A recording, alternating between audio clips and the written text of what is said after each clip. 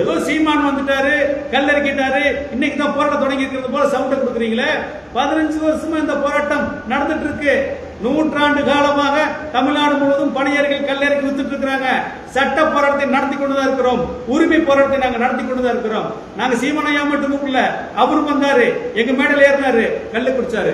அண்ணாமலை ஐயா அவர்களும் வந்தாங்க, அவங்களும் கல்லு குடிச்சாங்க, அவங்களும் பிரச்சாரம் பண்றாங்க, கல் கொள்கை ஏற்றுக்கிட்டாங்க. டிடிவி தினகரன் ஐயா வந்தாரு, கல் விவசாயிகளுடைய உரிமை அதை ஏற்க நாங்க முழு ஆதரவு சொல்லிட்டு போயிட்டாரு. இது மட்டும் இல்ல, வருங்காலத்துல விரைவில் அதிமுக எதிர்க்கட்சி சட்டமன்றத்தில் எடப்பாடியாரையும் கூப்பிட போறோம், ஐயா ஸ்டாலினையும் கூப்பிட போறோம், எல்லாரையும் கூப்பிடுவோம். கிராமந்தோறும் நாங்க இனிமேல் கல் படையல் நடத்துவோம், மக்கள் கல் விநியோகம் பண்ணுவோம். கல்ல குடிச்சிட்டு தான் உட்கார்ந்து இருக்கிறோம், குடிக்காம இல்ல. எந்த வழக்கு போட்டாலும் சந்திக்க நாங்க தயார். கல்லை நாங்க ஒரு உணவு படம் நிரூபிக்க தயார். அதுல 23 சத்துக்கள் இருக்கு, நிரூபிக்க தயார். நீங்க ஆதரிக்கக்கூடிய அந்த அந்நிய நாட்டு மதிப்பானங்கள்ல எந்த தீர்வுல நீங்க நிரூபிக்க தயாரா இருக்கீங்களா?